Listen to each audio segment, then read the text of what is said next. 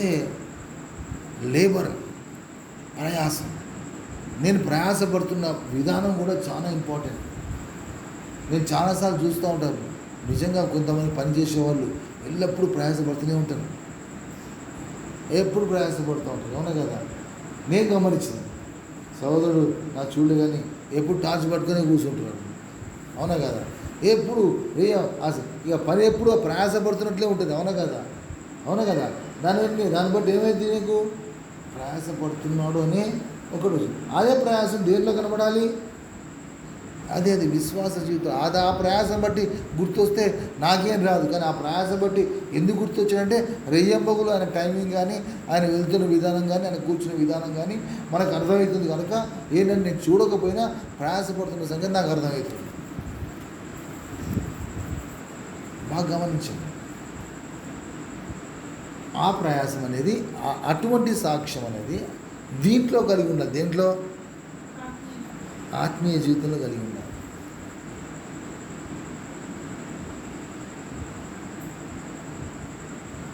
ప్రయాసం very very important. ఆ ప్రయాసం అంతగా కంటిన్యూగా ఎప్పుడూ కనబడుతుంది. గత 20 సంవత్సరాలు చూస్తున్నా కాబట్టి నాకు తెలిసిపోతుంది. ఈరోజు ఒక్కరోజు చూసి నేను చెప్పలేను ప్రయాసపడుతున్నాను. 2 రోజులు చూసి, నెల రోజులు చూసి ప్రయాసపడుతున్నట్టుగా గుర్తించాను. ఎందుకంటే లాంగ్ ప్రాసెస్లో గుర్తించాను. అలాగే సహోదరుడు, నీ జీవితం నా జీవితం కూడా ప్రయాసం అనేది చాలా ఇంపార్టెంట్. నీతిమంతుడిగా దేవుడు ఆయన తీర్చాడు. ఎన్నో విషయాలు మాట్లాడుతున్నా, ఆలోచించండి, జ్ఞాపకం చేసుకోండి, జీవితాన్ని మార్చుకుందాం. నీతిమంతులుగా దేవుడు మనల్ని చేసిన తర్వాత నీతిమంతునిగా జ్ఞాపకం చేసుకునేటట్లుగా, నీతిమంతునిగా నన్ను జ్ఞాపకం చేసుకునేటట్లుగా నేను ఎంతగా ప్రయాసపడుతున్నాను. ఎందుకంటే నేను ప్రయాసం చూపించకపోతే ఏం లేదమ్మా, ఆశీర్వాదకరంగా, ఆయనకు ఆశీర్వాదకరంగా ఉండదు. నువ్వు జీవించకపోతే నాకు ఆశీర్వాదం లేదు. మీరు జీవించకపోతే నాకు ఆశీర్వాదం లేదు. మీరు జీవించకపోతే వారికి ఆశీర్వాదం. నీవు జీవించకపోతే ఎంత ఎవరికి వారు ఎప్పటికప్పుడు ప్రశ్నించుకోవాల్సిన వాళ్ళు. జ్ఞాపకం చేసుకుని మామూలు అమ్మ నీతిమంతులు అంటే చేసుకోవడం గొప్పతనం కాదమ్మా. నీతిమంతులుగా జ్ఞాపకం చేసుకోవడం అనేది ఆశీర్వాదకరంగా ఉంచుకున్నట్లుగా ఎంతగా నేను బిహేవ్ చేస్తున్నా అనేది ద వే ఐ వాక్ ఏంటమ్మా, నేను నడిచే విధానం, నేను నడుచుకునే విధానం ఎంత గమనిస్తూ ఉండాలి. ఒకటే నడక. ఆ నడకలో మార్పు ఉండదు. ఆ నడక అనేది మనం నడుస్తున్నామా లేదా చూస్తూ ఉండాలా, అందరూ గమనిస్తూ ఉండాలి.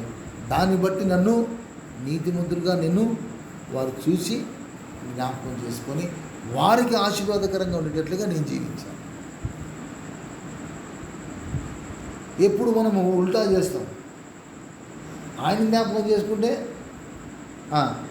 ఆయన జ్ఞాపకం చేసుకుంటాం కదా, నన్ను జ్ఞాపకం చేసుకొని ఆయనకు ఆశీర్వాదకరంగా ఉండాలి.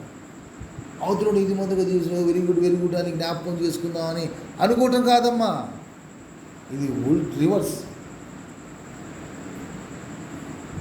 ఒక సైడ్ చూస్తే అట్లా అనిపిస్తుంది. ఎట్లా అబ్బా, సహోదరుని జ్ఞాపకం చేసుకుంటే చాలా నాకు ఆశీర్వాదకరం.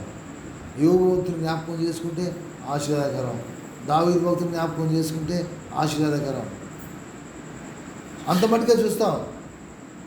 కానీ ఎక్కువ భాగంలో ఇగ్నించడం అంటున్నాను. నన్ను జ్ఞాపకం చేసుకోవడం ద్వారా, నా నడక ద్వారా, నా ప్రవర్తన ద్వారా, నా మాట ద్వారా, నా ప్రయాసం ద్వారా, నేను కోరుకునే కోరికలు బట్టి, ద వే ఐ డిజైర్, నా ఆశలు. సహోదరుడా, నన్ను జ్ఞాపకం చేసుకున్నప్పుడు ఆశీర్వాదకరంగా ఉంటుందా లేదా అని మనం జ్ఞాపకం చేసుకోవాలా. ఇది ఎక్కడ సాధ్యం అంటే మెల్కీసెదెకు క్రమములో మాత్రమే సాధ్యం. ఈ మెల్కీసెదెకు క్రమంలో ఈ విధంగా ఉన్నప్పుడే, ఎందుకంటే ఆశీర్వాదం అబ్రహామును ఆశ్రయించింది ఎవరమ్మా? కాబట్టి ఇక్కడ క్రమంలో దేవుడు ఆశ్రయించాడు. ఎవరిని ఆశ్రయించారు? మెల్కీసెదెకుని. నన్ను ఆశ్రయించేవారు నేను ఆశీర్వదిస్తాను. కాబట్టి మెల్కీసెదెకుని ఏం చేశాడు దేవుడు? ఆశీర్వదించాడు, క్రమాన్ని ఇచ్చాడు. ఈ క్రమంలో ఇది ఆశీర్వాదకరం అంటే ఈ క్రమంలో ఉన్న ప్రతి ఒక్కరు కూడా ఒకరికి ఇంకొకరు ఆశీర్వాదకరంగా ఉండేటట్లుగా జీవితాలు చేసుకోవటం అనేది ఇక్కడ process. That is the process.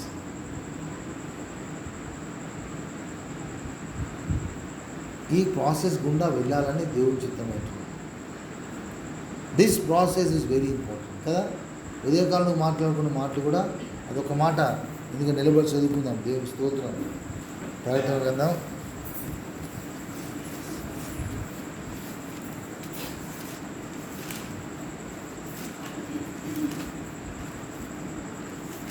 7వ చాలా చెప్పాలా. 7వ అధ్యాయం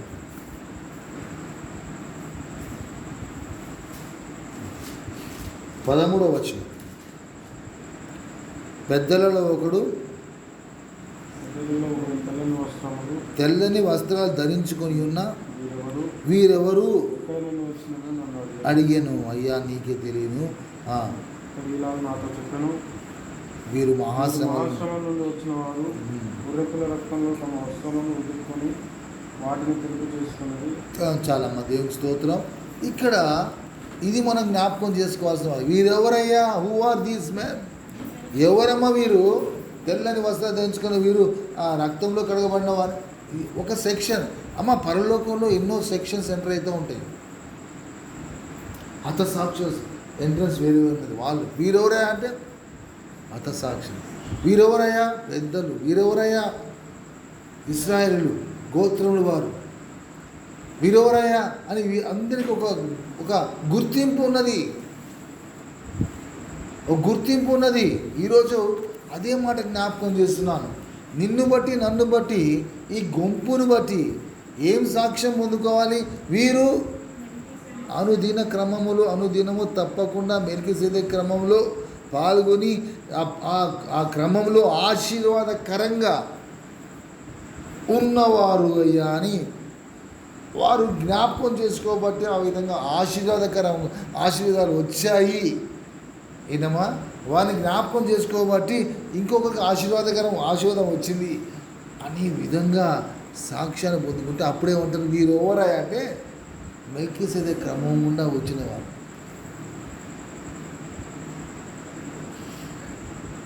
అంత గొప్ప సాక్ష్యాన్ని మనం పొందుకోవాలని దేవుని చిత్తమైంది. మనం పొందుకోవాలని దేవుని చిత్తం. సహోదరుల గురించి రేపు మాట్లాడుకుందాం. కానీ సహోదరు, దిస్ ఈజ్ వెరీ ఇంపార్టెంట్. లేకపోతే ఒకటే మాట అంటాడు. ఏమంటారమ్మా? క్రమం లేకపోతే అక్రమము చేయు వాళ్ళరా మీరు. అరే నువ్వు జ్ఞాపకం చేసినప్పుడు ఎప్పుడైనా ఎవరికైనా ఆశీర్వాదం వచ్చిందా? నేను జ్ఞాపకం చేసినప్పుడు ఎవరికైనా ఆశీర్వాదం వచ్చిందా? లేదే. సిగ్గు లేకుండా ఎలా వస్తున్నావు ఇక్కడికి? ఏ మొహం చెట్టుకు వస్తున్నావు?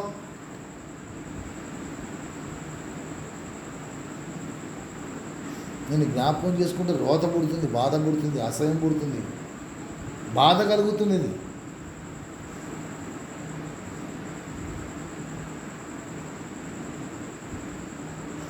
నన్ను పరిశీలించుకోవాలి. ఏంటమ్మా? ఎప్పుడు నన్నే పరిశీలించుకోవాలి. ఎవరిని నేను అనట్లేదు, ఎవరి గురించి కూడా నేను ఏదైతే చూపించట్లేదు. దేవుని నామం బట్టి జ్ఞాపకం చేస్తాను. ఎవరికి వారు ఉదయకాలం ఈ వాక్యం కూడా అదే కదా. ఏంటమ్మా? పరిశోధించుకోవడం కదా. అవి ఆత్మచేత వివేచింపబడకుండా మనం ఎల్లప్పుడూ కూడా వివేచించుకోవాలి.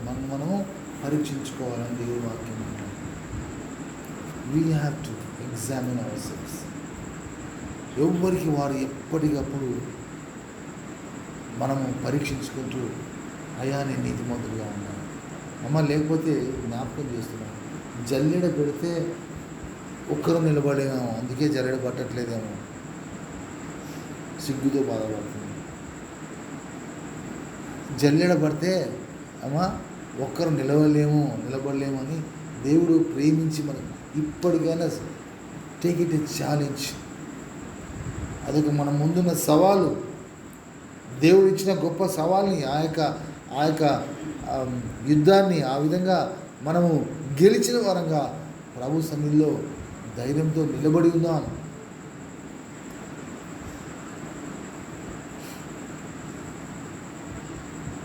ఈరోజు ఆశీర్వాదానికి ఆ విధంగా మెల్కిసెదెకు క్రమంలో ఆశీర్వింపబడ్డవారయ్యా.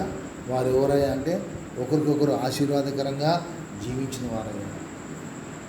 వీరు ఎవరయ్యా అంటే ఇశ్రాయేలుని ఆశ్రయించిన వారు.